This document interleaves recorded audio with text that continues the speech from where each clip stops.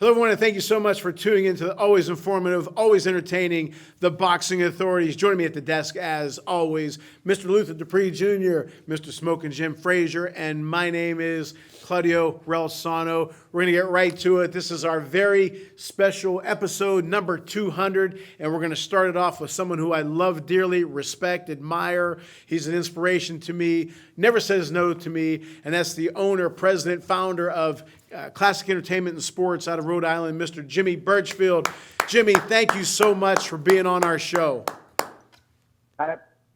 Thank you for allowing me on the show, and I want to wish everyone a beautiful, safe, and healthy 2024. All right, Jimmy. All right. Well, like I said, we're honored to have you on our 200th episode. We're going to start off, Jimmy. You have an event coming up soon for Classic Entertainment and Sports. Tell us a little bit about that. Yeah, we have a big event at one of the biggest and best casinos in the world, Mohegan Casino, on Saturday, February the 3rd. It's a doubleheader. One ticket gets you into both events. We have the Jimmy Birchfield Invitational USA Boxing.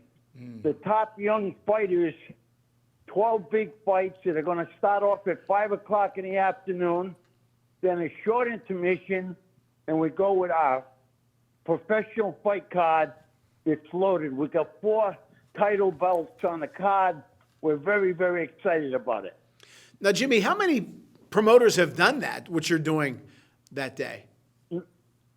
Not many, actually. Listen, I think the youth is the future of the world, and not only in boxing, but in the world. And it's an honor that far after I'm gone, that this Jimmy Birchfield Invitational Tournament will continue. Well, you're not going anywhere. You're in better shape than us, that's for sure. Now, tell us about some of Thank you. Tell us about some of the pro fighters, championship title fights that will be featured. Yeah, the main event is Cordell Booker, who's 21-1, fighting for the WBC, defending his WBC silver belt against another line from Boston, Greg Vendetti, who is coming to take the belt away from him. Okay. It's just loaded top to bottom on the professional card. Okay. Hey, Jimmy, thanks again for coming on, man. It's always a pleasure to talk to you. I wanted to ask you about Jermaine Ortiz. He has a big fight coming up with Teofimo Lopez. Can you tell us how is he preparing? I know he's been going back and forth on social media with Teo. How is he preparing for that fight? What do you expect? Listen, we're not going to Las Vegas for a paycheck. We're going to win this belt and take it back home. He's in the best shape of his life. Going to 140 pounds is even going to make him stronger. And he's had a tremendous camp.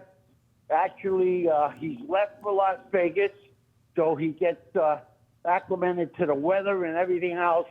Well, we've got all the troops in order. He's had some tremendous sparring, and you are going to see one hell of a fight here. This is what boxing fans want. These are the kind of fights that are going to continue boxing to be one of the best sports in the world. Yeah, man, he's had some great fights recently. He got the Lomachenko fight, the Herring fight, and now he has Teofimo Lopez. And if he can pull this upset, he's right in the mix. Teofimo Lopez, it seems like he's kind of worried to me. He's making some accusations. I think he knows the talent that Jermaine Ortiz has, and he knows it's not going to be an easy fight for him. Yeah, he, as you know, he's been making some challenges as well. But he better be careful of who's in front of him because, again, a lot of people think that Jermaine won the fight with Lomachenko. I agree. And, well, we're coming out there. Listen, this is no cakewalk. This is a real fight. Lopez can fight, and Jermaine is going to show the world that he deserves this belt. And, when you look at the climate, when he wins this 140-pound belt, he can go back to the 135 if he wants to. We'll figure it all out. But he's right in the mix with the top 4 or 5 fighters. But this is a big opportunity. I turned Jermaine pro as a young man, and I promised him that he would be fighting for a world championship. And we had a big send-off for him the other day in Worcester, and he complimented. He said, "Mr. B promised me that I would fight for a world championship, and we have it right now." So the world is going to see a great fight. This is a real fight. It's what boxing is all about.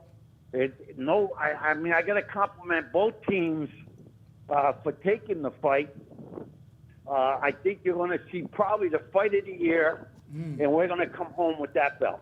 All right. Jimmy, do you agree? A lot of people think that Jermaine won the fight against Lomachenko. Yeah. But win or lose, do you think that he elevated himself? He got that much better after being in with such a great veteran, such a great boxer like Lomachenko?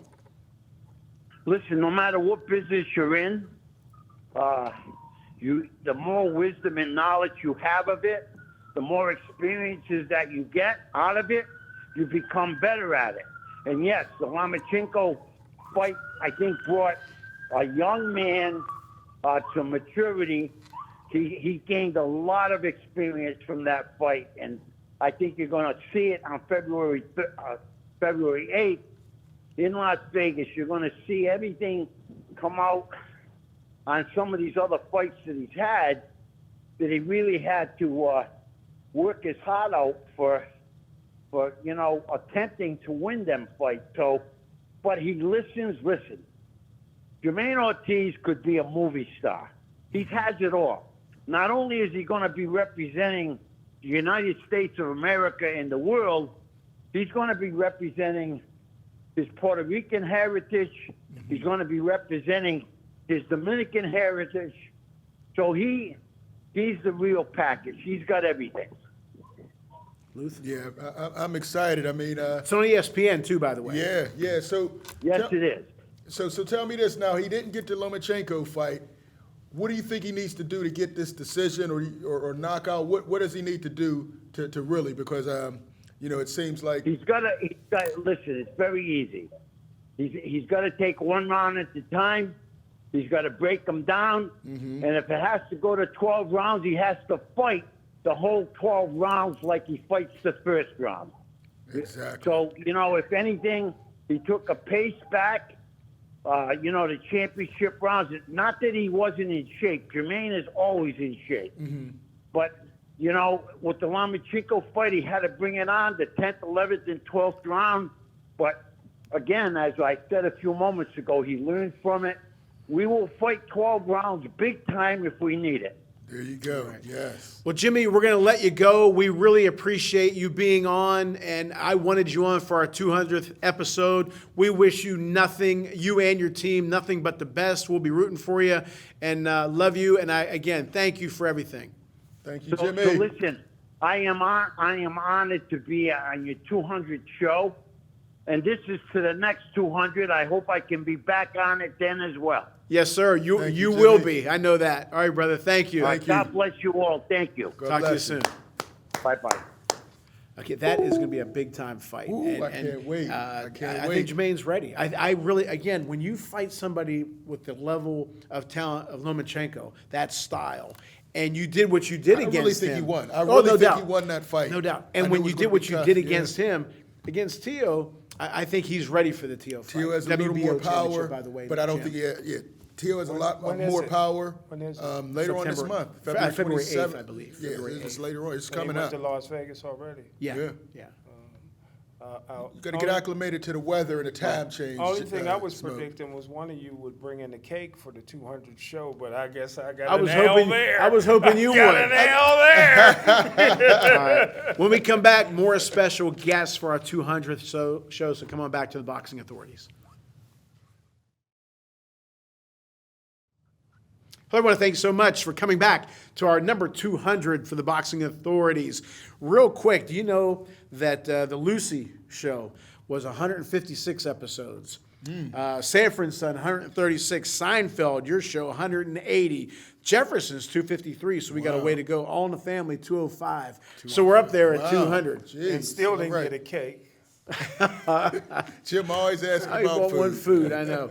All right, we have another special guest on, Darius Coit. He's a trainer, promoter. He has a YouTube channel, which he focuses a lot, I hear, on the Dallas Cowboys. Oh, my Uh-oh. gosh. How about them Cowboys? I love them. I love my Cowboys, man. Oh, he's Oh, got he got- the Prescott he got a there, Pres- all right. You America's team. Wait, Darius, you still want to keep that Prescott jersey in the back? Oh, my Darius, goodness. we got He it. should be I tell you, MVP. I had some moments in the last couple of weeks where I said I might take it down because he's right behind me. But That should be you know, MVP. I of the got to league. rock with him at this point, man. I see y'all starting off with the curveball questions already. I'm going to ask you straight out. Everybody's blaming McCarthy, who's from Pittsburgh, right down the road from where we're at. Yeah, you know your history, man. Pittsburgh has a deep history of football, actually. But Oh, no McCarthy's doubt. Definitely one of them. You got Quarterbacks, McCarthy. coaches. Yeah, we gave uh, y'all Tony Dorsett. Tony Aaron Dorsett. Donald, Dorsett. you know, Oh. you got a lot of guys, man. You know the guy you have, Dalrymple. He's your public relations guy.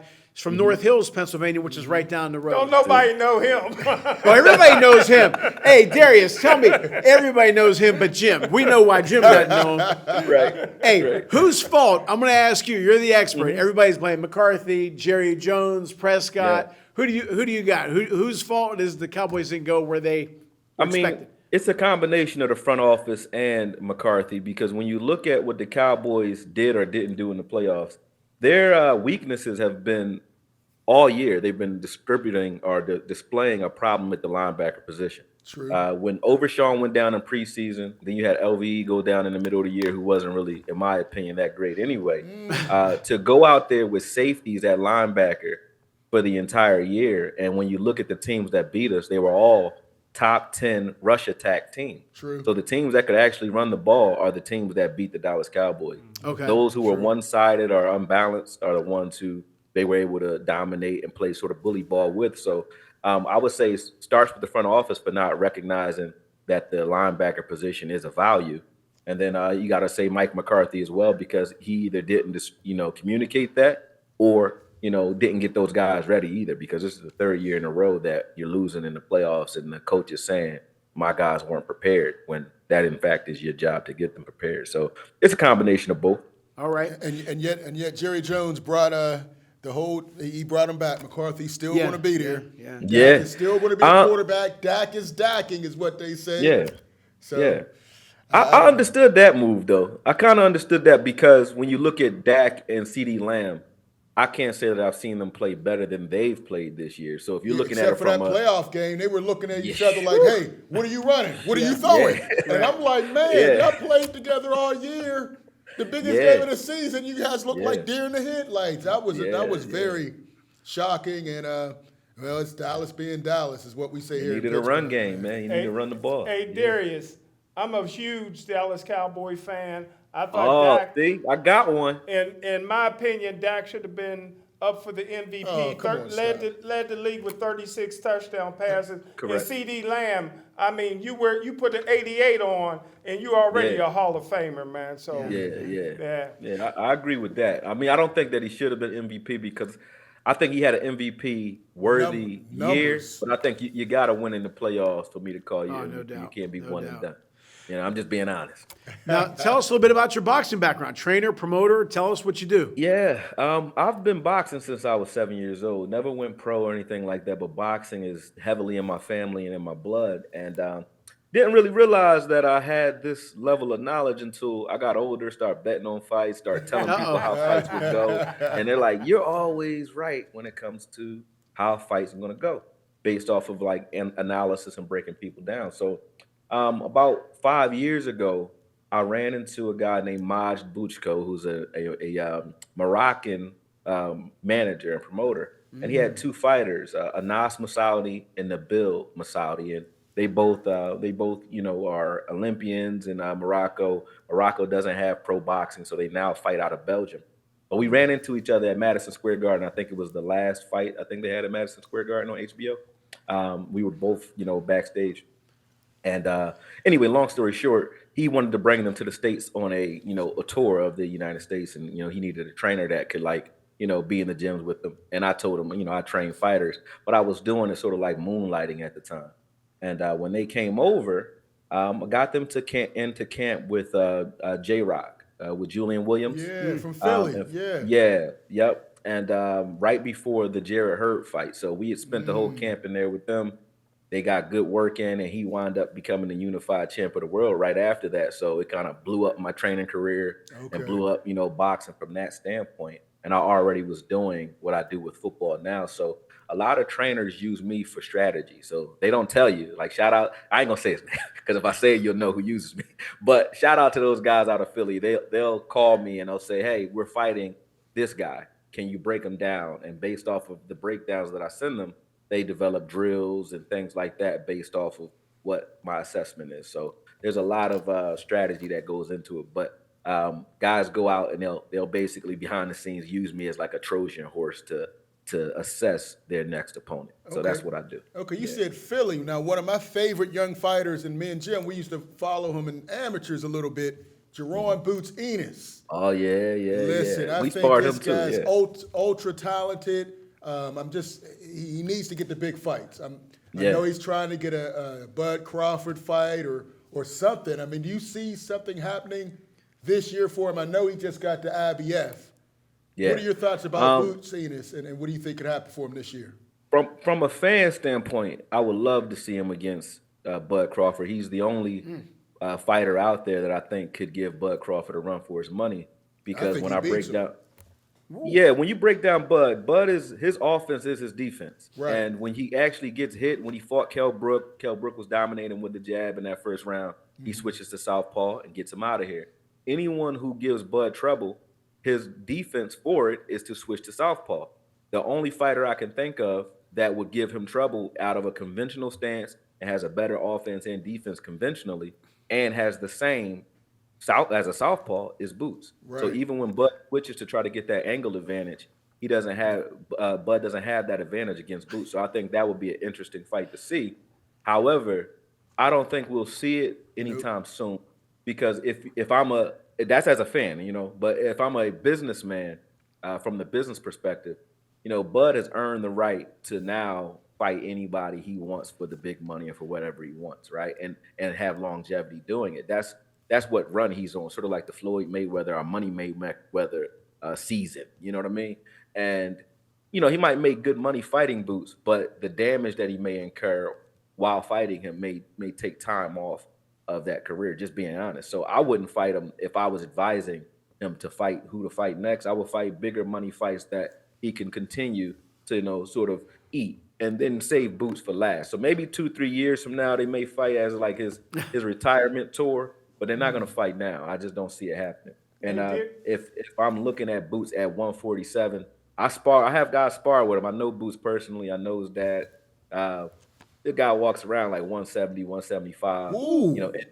He's a big dude. I know he's big. Wow, 175. He's not little. He's not little. So if you're looking at guys at 147 that are trying to fight Boots, like not only can you not find them, but even if you do find them, I don't see you hurting them. So there's going to be a lot of people staying away from Boots, in my opinion. Wow. But now that he has a belt, he's going to get better. Exactly. Yeah. Now, is that's crazy? I would have never guessed that he walks around at 171. I would have. Yeah. He's not little. Now, how bad is that, though, to have to drop that much weight? Now, I know you're a boxing historian. Vinny Pazienza, when he fought Mayweather Sr., Vinny walks around to this day at 170, 175. Yeah. They made him fight at 140, and he damn near died that fight. Right. Yeah. That's not good. Well, it depends on your makeup. Like if you're a muscular guy, it's like you saw what happened to Roy Jones when he went up to heavyweight Right. and tried to Came come back down. Yeah. He was never fat. So he was always an undersized light heavyweight fighting guys who were really walking around as cruiserweights and Okay. getting down to 175.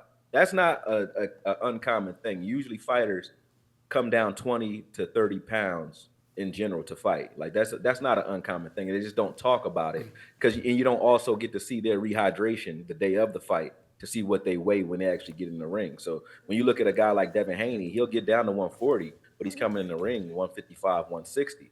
But that means he's walking around 165 somewhere in there. You get what I'm saying? Yeah. So there's a lot of guys that do it. When you look at Roberto Duran, I was going to say that. 185 coming down. You had De La Hoya is a big guy that got down to 147.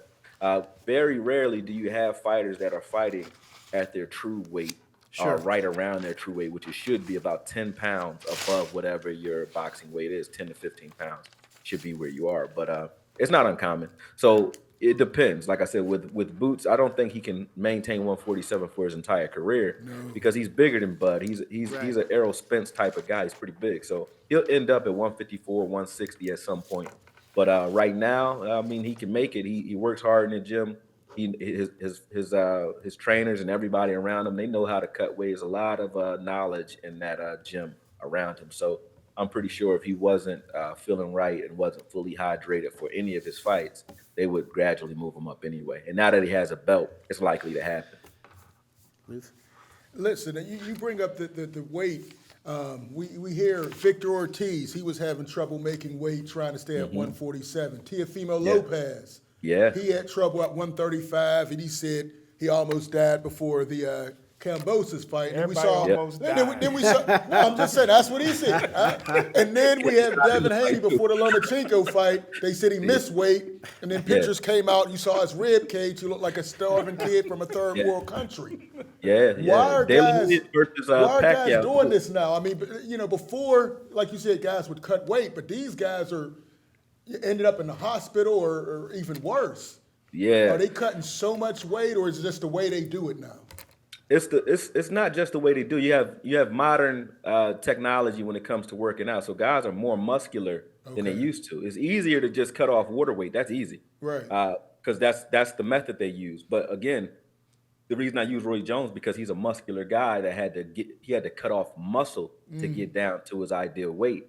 That takes something out of you, one, and then two, your brain. The way you get concussed is because there's fluid in the skull. So if I hit you, and your brain has that fluid to kind of reverberate that or distribute that impact, you don't feel it as much, But if I hit you and you're dehydrated, your brain is crashing against the inside of your skull, so it leads to more injuries and more concussions. And the reason you see it more now than ever before is because there was an old adage that you don't lift weights if you're a boxer. Right. You don't want muscle. Right. It wasn't because they didn't think you can get stronger. They just didn't want you to be tight. And they also know that it's harder to manipulate your weight if you're a muscular guy. And that's what you see a lot of guys doing now. But the reason it's so advantageous is because I call certain fighters, like if you can't really defend, but you seem to be beating everybody and walking through punishment, usually it's because you're a weight bully.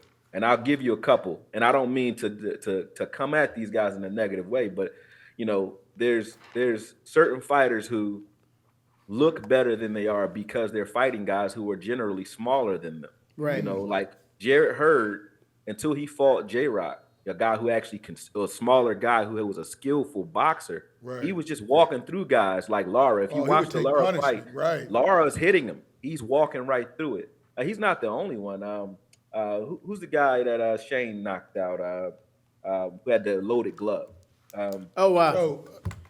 Mayorga. Yeah, Mayorga. Yeah. Not Mayorga. It was another one. He had the loaded gloves. I forget his name. I don't know why his name is Antonio Margarito. Margarito. Oh, yeah. Margarito's another yeah. one. Huge guy. He's like a wall walking at you. So you have guys who can get down to smaller weights. And when Spence is one of them as well. They can get down to smaller weights and they can fight guys who are hitting. You calling Spence a weight bully? That was a knock against him for a while. Spence walks around like 170 plus, and he gets down to 154, 147. He fought Mikey Garcia, who was hitting him. Mikey Garcia could hit him, but Mikey Garcia has never been above 135, 140 at that time. He jumps up in weight, and Spence couldn't knock him out, right? Now, Mikey Garcia is hitting Spence clean. When you watch the Kell Brook fight, Kell Brook is hitting Spence clean all day, whenever he wants. But Spence doesn't look to be fazed by that. Not because he has defense, but it's because he can walk straight through those shots because he's a bigger guy. Good big guy beats good little guy almost every time.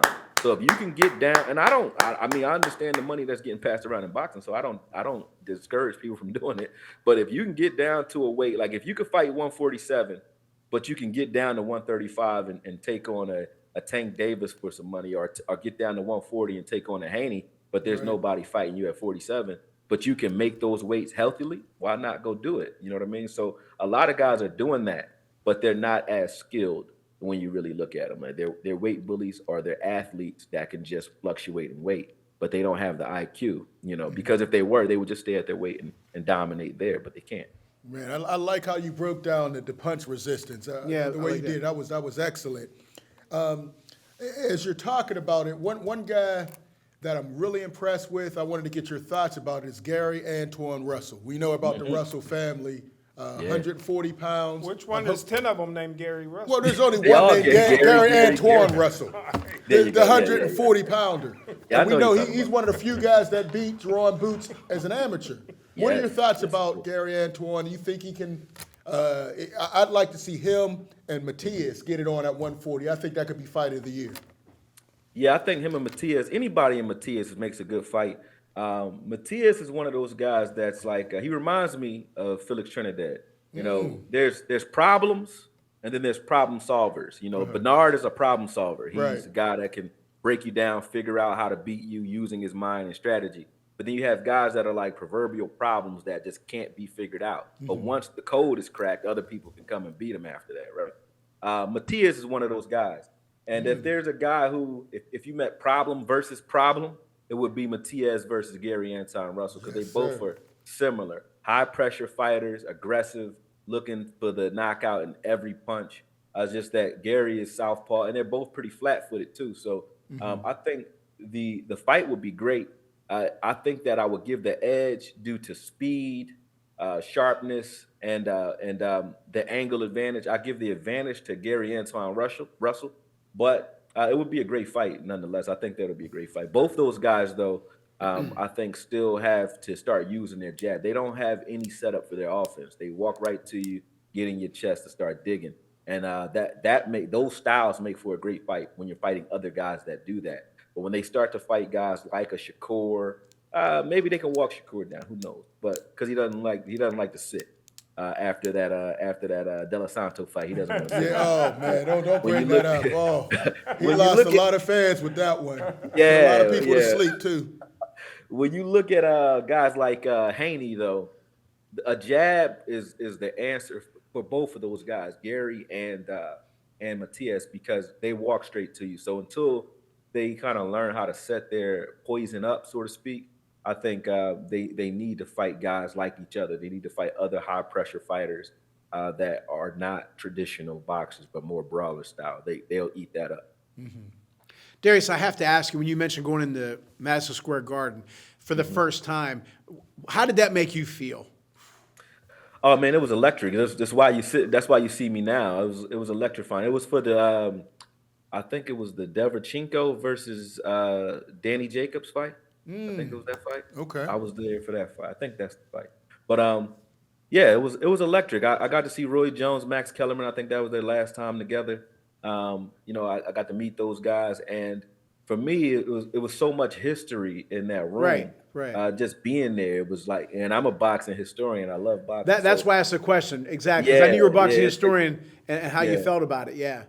Yeah, it was surreal, and it really catapulted me, because I'm like, I'm really in here, asking. Then after the fight, I got to ask questions for the press, as a member of the press for Fight Hype and everything else. So it was like, after that, I said, okay, this is where I'm supposed to be. This is what I want to do. So the rest is history from there. Outdated museum. Your thoughts on the, we're going to get our boy Jim here. He thinks this is the greatest heavyweight era of all time. Your thoughts of the heavyweight division and who's going to be the next star of the heavyweight division? That's tough. Well, my thoughts on the heavyweight division, it's like, it's a revolving door. But when you look at guys like Tyson Fury, I feel like Tyson Fury, because he's so big, he's a dancing bear. Very rarely do you see a guy that big that truly can box. Boxing is one of the only sports let I've him ever finish. seen. One of the only sports I've ever seen where you can be a professional at it and still not know how to do it. There's a lot of guys who cannot box. Oh, who no are doubt. That's professional true. boxers. We And need him on Tyson- every week. Let him finish. Let's see what he- Thank you. But yeah, Tyson Fury's not one of them. He's a guy. Now I will say he has it all because of the showmanship, and it's controversial because I did a video that I got flagged on YouTube for, because it got so much attention about the glove gate, right, in the second fight against him and Wilder. Oh, yeah. Where the first fight, I feel like that was like Tyson Fury, to me, with the setup that I saw Wilder doing, those big wind up right hands, I just didn't buy that he could literally hit Tyson. I felt like Tyson Fury knew that the money was going to be in the rematch, right? And those knockdowns, if you watch them, he saw the same setup all night. So for him to get hit with that, it's the punches you don't see that hurt you. So for him to get hit with those punches and he got up like the Undertaker, I was like, Right. no one will ever agree with me. But that was the greatest moment in Tyson Fury's career because that was him being a genius. He knew that if I just dominate Wilder, that's it. But the rematch, the rubber match is where the money was. So I think in the 12th round, I really feel like he got hit on purpose. Now I don't think he faked the pain, but he knew the punch was coming. And in the second fight, he went to dominate him, and I really do think something was off there. But the third fight, he actually went out there fair and square. I think that was the first time they fought fair and square was in the third fight, and he beat him handedly. And really, I think Wilder was at his best, Fury was at his best, and he proved to me that night that he is the class of the heavyweight division. Then you have a bunch of underachievers under him, Wilder included. I feel like Wilder now, I like Malik Scott. He's a Philadelphia product, good coach. But teaching Wilder to fight off of his back foot too late. to me, it's a little dangerous to do because I feel like if you're a fighter, you have poison in that right hand. My job is to teach you many different ways to deliver that poison. Right. Not to try to be something that you're not. You don't change your stripes this late in the game. So I feel like that is an issue with Wilder. I like the fact that he can move a little bit better, but he needs to be moving forward, not backwards. And until he fixes that and gets, I don't know if he's still as hungry as he used to be, but if he is, he still has that right hand. And the question I ask is, how many guys out there, if he's actually throwing that right hand the right way for 12 rounds, can avoid it enough to not, get out of here? You know what I mean? It's not that many. Right. So even Fury was almost out of here. You know what I mean? So not that many that could. Most referees would have stopped it when his eyes rolled in the back of his head. But. Yeah, that third fight you mean where you saw the reverberation. You saw but even the first fight, that first one, we was on his back, sleep. Yeah, that's what I think that was an Undertaker moment. That's right. That's right. Everybody said that. I agree. Darius, you know what? You were fantastic. It's an honor to have you on our 200th show, and we will definitely have you back on, brother. We appreciate it. What's your YouTube channel? It's Okoye Media. That's AKOYE Media, and also Okoye Knows Boxing. So we'll be doing content from both. And then thanks to Danielle and those guys over at Vive Network, guys and gals, should I say. We'll also be on the WBC app and their Facebook page as well. So, tune in, look for us. And if you want to interact, anybody wants to interact with me, I'm on IG as well under the same name, Okoye Media. And Twitter as well. So, all right, man, we appreciate you. Yes. Thank you again, and all the best to you. We'll be in touch. Thank you. Appreciate you guys having me. Congratulations. Thank you. Talk to you soon. Okay, when we come back, Danielle Jackman of Vive Television Network. So come on back to the Boxing Authorities. Welcome back to our 200th episode of the Boxing Authorities. We have the young lady who brought us on, and I'll never forget that. We appreciate that. And that is the Chief Content Officer of Vive Television Network, and that's Danielle Jackman. Danielle, thank you so much for being on the show. No, thank you, the three of you guys. I can't wipe this smile off of my face because I'm so excited that we've gotten this far, and it would not have been possible without the steadfast commitment of you three, Jim, Claudio, and Luther. I mean, words just really cannot convey how appreciative we are, what a cornerstone of the channel the Boxing Authorities is, and time flies when you're having fun. I don't think it's even been 2 years, and you've done 200 episodes. I mean, I'm just so excited. Now, the best show, the best boxing show ever. Well, we think so. We appreciate that. We appreciate award-winning show. Yeah. Well, yeah. Okay. Let me ask you this: what about us? We're just going to put you on the spot. What about us makes it that? I've always said these guys here could talk about a broom and it would be great. Maybe not Jim so much, but your thoughts. What makes us stand out? Okay, well, at the risk of repeating myself from the last time I was on the show, I mean, you all have some tremendous chemistry. It's not manufactured, so it's genuine, it's authentic. Um, the the subject matter, there's funny moments, there's heated moments on your program. I've probably seen pretty much all of them, but you know, your passion, the way that you all opine on your various viewpoints is endearing to me, at least. I'm speaking for myself, but I feel like you don't try to necessarily educate. It's like watching three friends, basically. You know, you all could be at a bar, for that matter, talking about boxing, and you respect each other. So you may joke around, but you do respect each other. So Thank you. you're welcome. Hey, Danielle, this is Smoking Jim. Claudio and Luther both pride themselves of traveling all over the country and sometimes internationally, but I'm the only one that went to Dallas to meet my hero, Danielle, and it was the Oh my honor gosh, yeah, of that my was awesome. I'll never 2023. forget that. John and I did have the pleasure of meeting Jim in Dallas at his family's homestead. I got to meet his mom, his late All mother. right. And man. yeah, that's something else. I mean, I hate to make this whole entire show about the Dallas Cowboys, but there is a common thread. Half of the people on this show, on today's show, are Dallas Cowboys fans, Right. die hard or not. But yeah, so that was truly special, and I will make a trip to Pittsburgh in the not too distant future and meet Claudio and Luther as well, face to face. All It's right. overdue. All right. Now tell us about Vive Television Network, what's going on, what's coming up, goals. Okay, loaded question, but to keep it pithy, Darius, who was just on right before I was, is joining the channel, Oh, yeah. and he's basically creating a whole new series called Okoye Knows Boxing that will be featured on the network or WBC Live channel, I should say.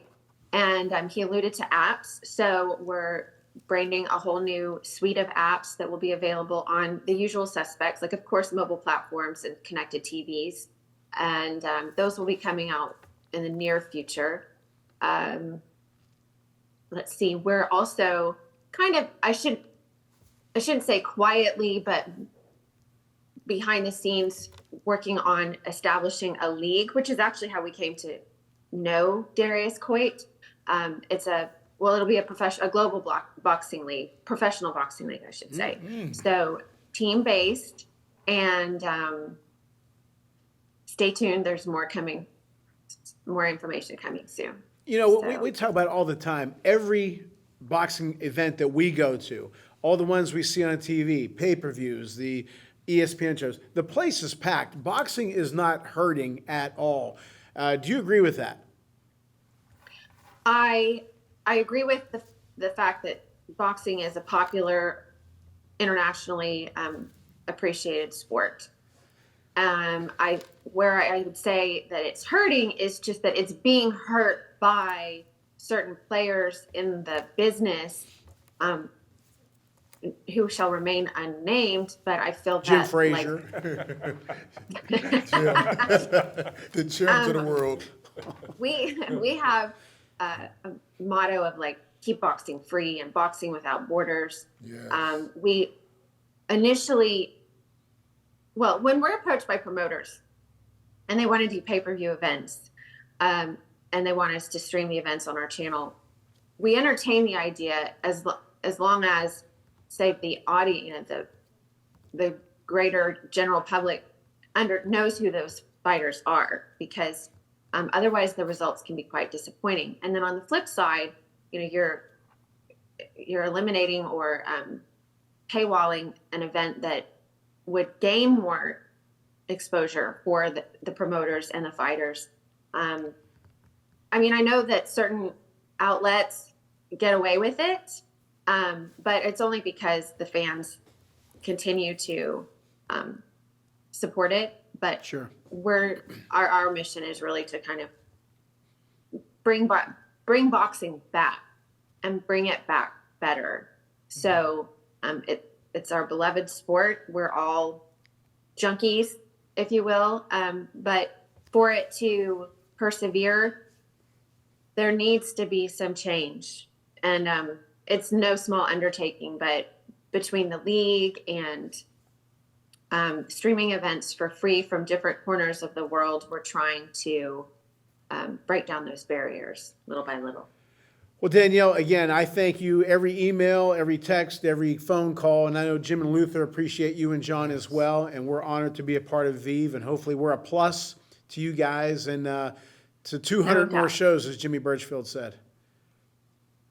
Yeah, no, you all are just very near and dear, and you deserve all the credit in the world. And congratulations on 200 and to 200 more. And let Jimmy Birchfield know that we need to get Jermaine Ortiz on the show. Yes, yeah, we'll get him on. Yes, We'll we'll get get him after on. his win, we'll get him on. Yes, for sure. Definitely. Well, So we actually had the pleasure of streaming one of their fights out of Rhode Island Yep. a few years back. It was February 19. Yeah, February 19th, February 2019. And Jermaine was on that card. Yep. And he won. And so we have that little feather in our cap, I guess you could say. Right. Right. Well, thank you again for everything. We're honored that you could be on our 200th show, and we'll be in touch soon. But thank you. Thank you, No, I'm Danielle. honored. The honor is all mine. Thank you very much. All right. See you soon. Thank you. Congratulations. Thank you. Thank you. Okay, everyone. Well, Luther, congratulations to you, brother. Thank you. job, Claudio. Hands are freezing. Mr. Frazier, I want my cake. he wants We it, gotta- but he we gotta ain't get buying some nothing, food, is he? All right. Okay. Well, again, we appreciate you, the fans, for your emails, your comments, your questions, and for watching the show. And Luther and I, all the time after we're done with the show, we said, man, we needed that show. And all the things I do, I love nothing better than to do this show because of these two guys here. And we appreciate you guys being fans. I appreciate you We guys. appreciate you, All right, brother, Claudio. thank you. And Nobody loves boxing more than Claudio. to 200 more shows, and we'll be talking to you soon. Thank you.